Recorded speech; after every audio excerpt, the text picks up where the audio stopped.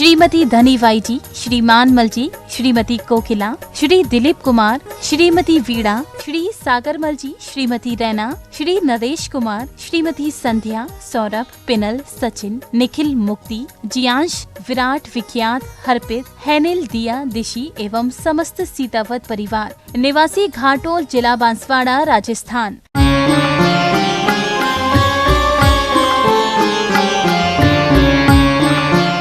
आज का दिन बहुत कठिन दिन है। जिसे सत्य को लोग कठिन भी कहते हैं। कठिन क्यों कहते हैं? क्योंकि सत्य बोलना बहुत कठिन होता है। संसारी प्राणी इसका सहारा लेते ही रहता है। जब कभी इसको अवसर प्राप्त होता है तो वह ले लेता है। पर आचार्य महाराज कहते हैं, जो लोग ये नहीं समझते हैं कि असत्य बोलना पाप है, वह इसका सहारा लेते हैं। पर जो वास्तव में समझते हैं कि ये झूठ बोलना एक पाप है, वह इस पाप से बच जाते हैं।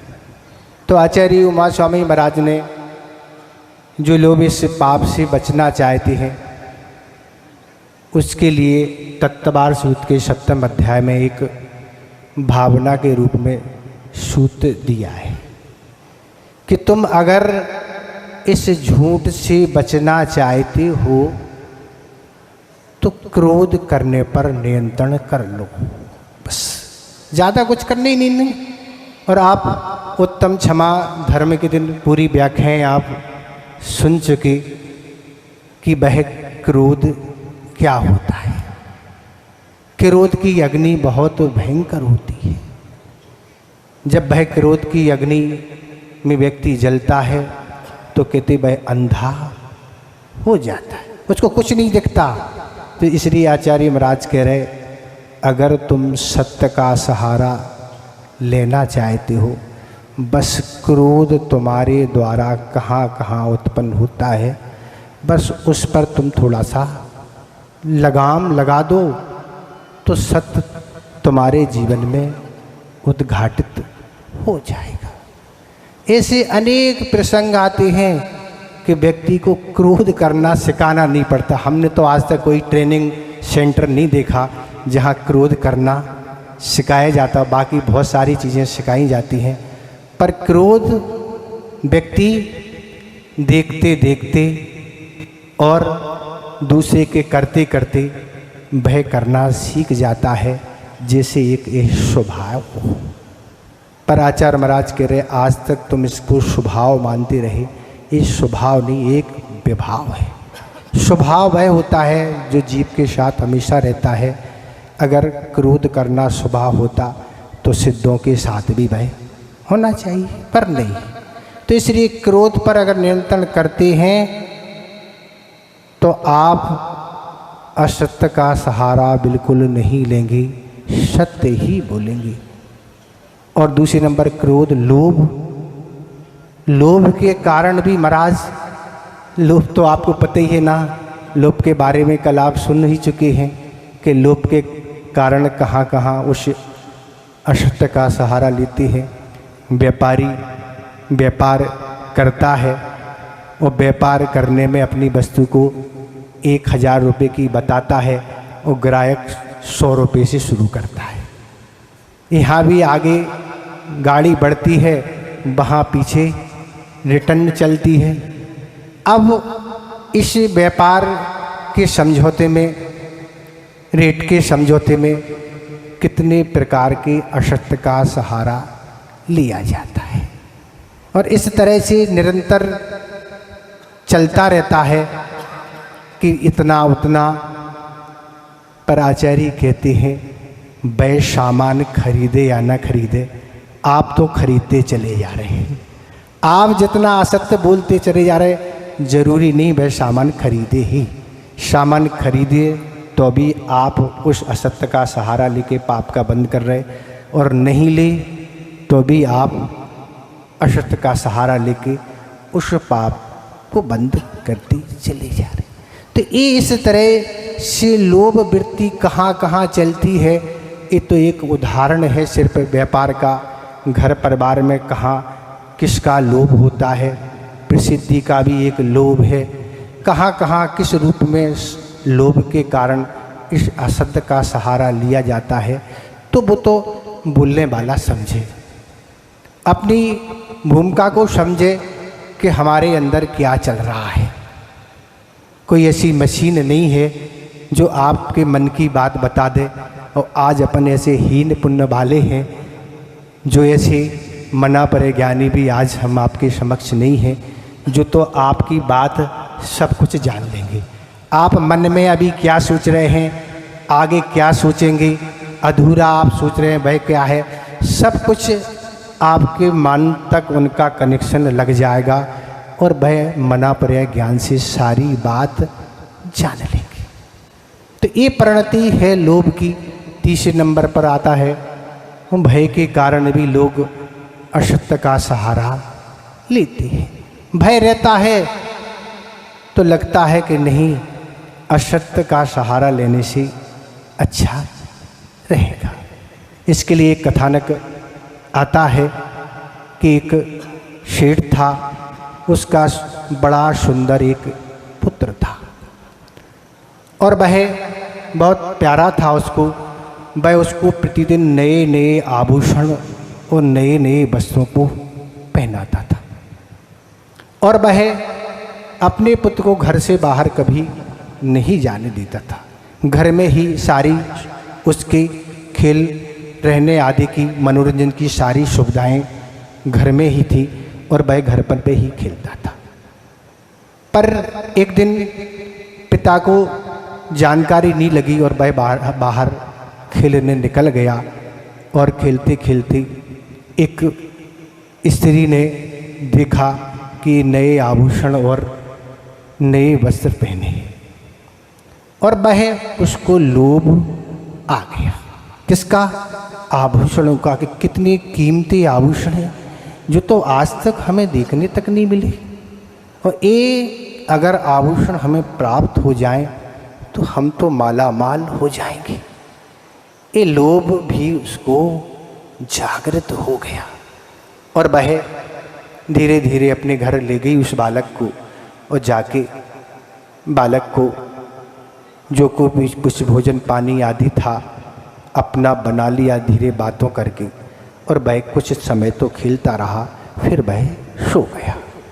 बालक जैसे ही सोया और उस स्त्री ने उसका गला दबा दिया और उसका जीवन समाप्त करने के बाद सारे जो कीमती आभूषण थे वह उतार ली।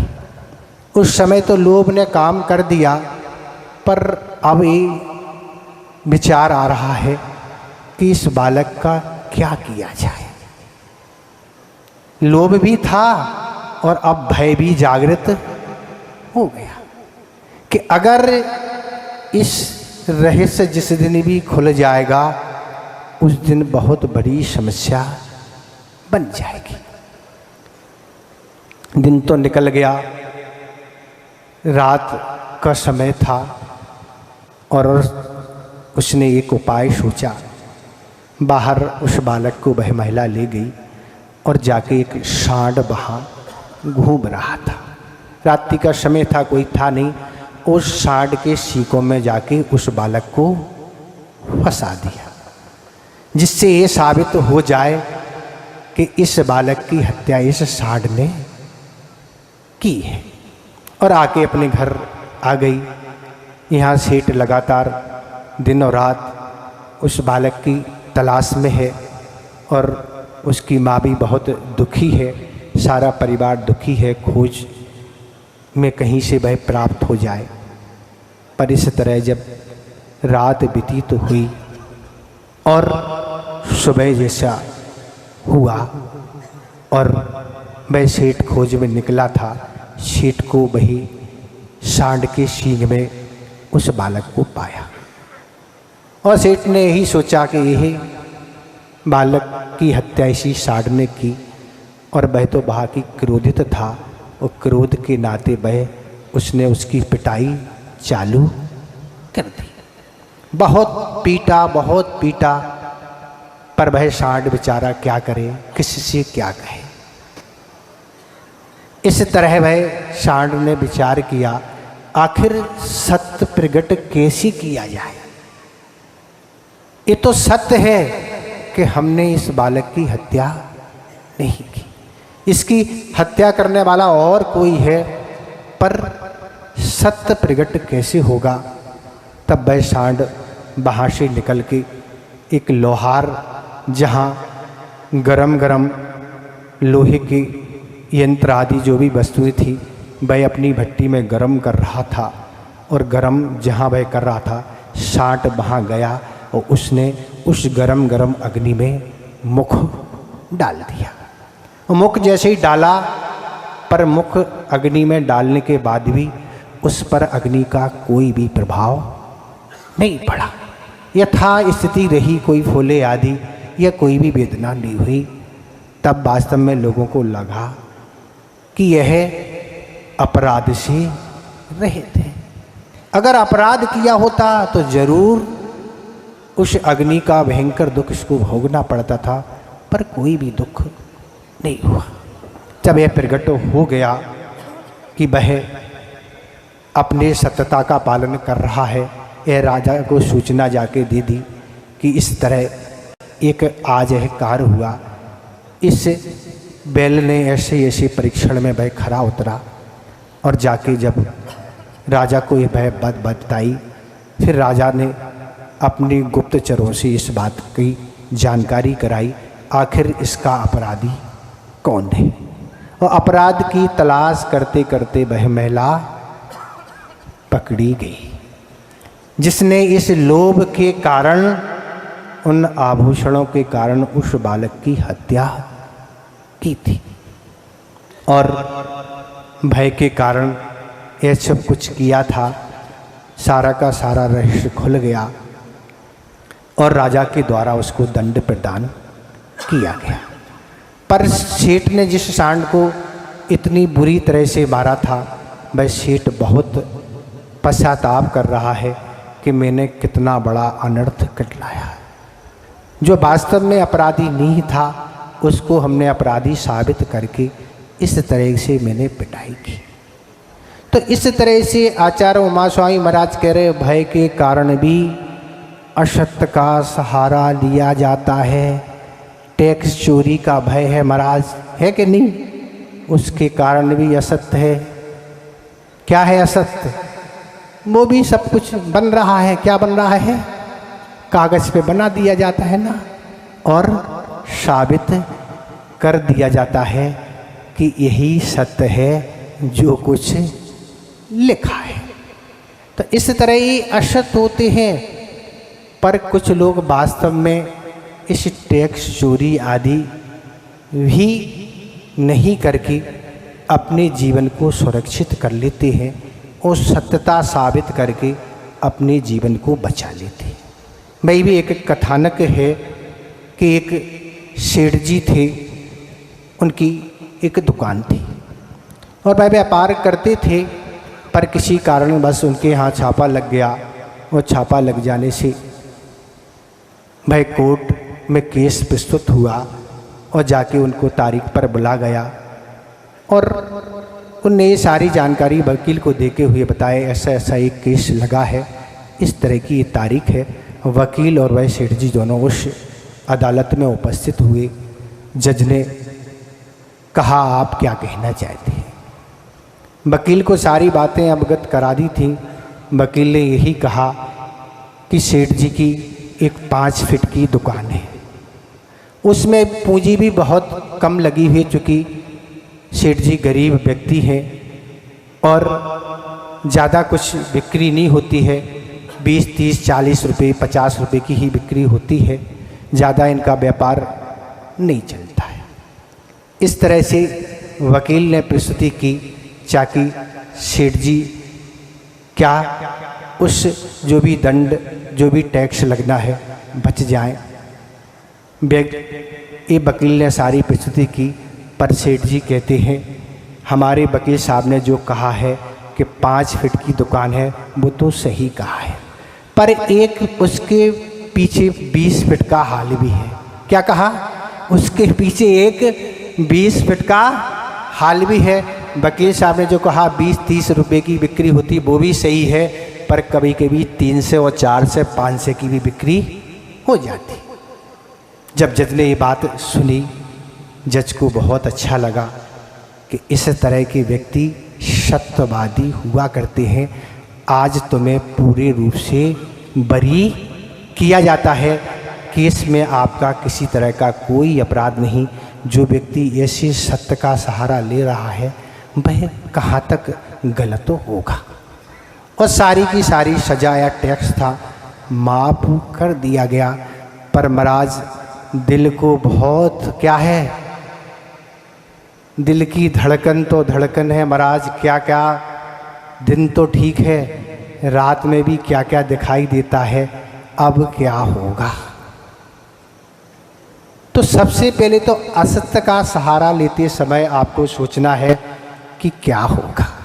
कल हमने लोभ के दिन भी यही कहा था, व्यक्ति के अंदर अगर संतोष बढ़ता है, सादगी जीवन बढ़ता है, तो ये सब आपत्तियां उसके अंदर आती ही नहीं। जहाँ उसके अंदर लोभ बढ़ता है, संतोष नहीं होता है, वहीं करोड़ों अरबों क्या है वो भी महाराज अभी जो शून्य से शिखर की ओर ऐसे 10 लोग दुनिया में होंगे जो शून्य की ओर थे, जिनके पास अल्प पूंजी थी, पर आज उनका क्या है नंबर, भारत में क्या विदेशों में भी नंबर चलता है कि वह कहाँ से कहाँ पहुँच गए। उन्हीं में आप अगर नंबर आप लगाना चाहते हैं तो उनकी गतिविधियाँ देखें। एक प्रसंग हम आपके सामने रखते हैं। बड़े बड़े उद्योगपति दुनिया में हैं, पर उनके अंदर कितना टेंशन है, इस टेंशन की आप कोई माप नहीं कर सकते। एक जैन उद्योगपति थे, वही किसी सेमिनार में आए थे। उस सेमिनार में एक विद्वान भी आए थे। दोनों को एक ट्रेन से वापस जाना था और दोनों एक ट्रेन में जैसे ही चढ़े और जोरे बर्थ पर लेटने लगे, तो जो उद्योगपति थे उनने 4-6 गोलियां ली और मुख में डाल ली और पानी लेके बहे ले गए। तब उन विद्वान ने कहा, आप स्वस्थ हैं ना? स्वस्थ तो नहीं है ना, स्वस्थ तो नहीं है, बीमारी अनेक प्रकार की हैं और सबसे बड़ी बीमारी तो है नींद नहीं आना। पंडित जी इतना टेंशन है, इतना टेंशन है, पूरी रात नींद नहीं आती है, अगर गोलियां ना लें तो नींद नहीं आती, इतना सब कुछ दिन भर भरा हुआ है। इसलिए आप समझें कि सत्य कहाँ है। आज 1 अप्रैल मनाया जाता है कि नहीं हमें नहीं पता, पर हम जिस समय थे उस समय एक 1 अप्रैल आता था, उस समय लोगों को बेवकूफ़ बनाया जाता था। झूठ बोल के तुम्हारे मित्र का एक्सीडेंट हो गया, तुम्हारी पत्नी का मरण हो गया, वह समाप्त हो गया, इस तरह लोग मनोरंजन करते थे। पर वह सब क्या है? असत्य है, और जहाँ असत्य है वहाँ हिंसा है। इसलिए आचार्य पूज्यपाद महाराज ने लिखा है कि सत्य की क्या है, हिंसा को बचाने के लिए ये सत्य आदि 4 बाड़ियाँ हैं। अगर आप इनका कंट्रोल नहीं करते हैं तो वहाँ वहाँ आपकी हिंसा जरूर हो रही है। इसलिए अपने जीवन को अच्छा बनाना है तो इस सत्य की शरण लें।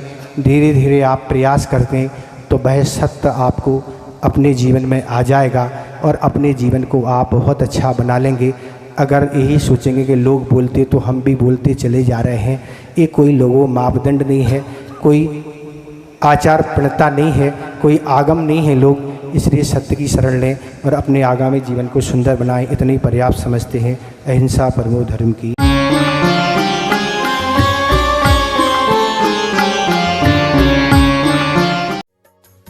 इस कार्यक्रम के पुण्यार्चक थे स्वर्गीय श्री हीरालाल जी सीतावत की पुण्य स्मृति में श्रीमती धनीबाई जी, श्रीमान मल जी, श्रीमती कोकिला, श्री दिलीप कुमार, श्रीमती वीणा, श्री सागरमल जी, श्रीमती रैना, श्री नरेश कुमार, श्रीमती संध्या, सौरभ, पिनल, सचिन, निखिल, मुक्ति, जियांश, विराट, विख्यात, हरपित, हैनिल,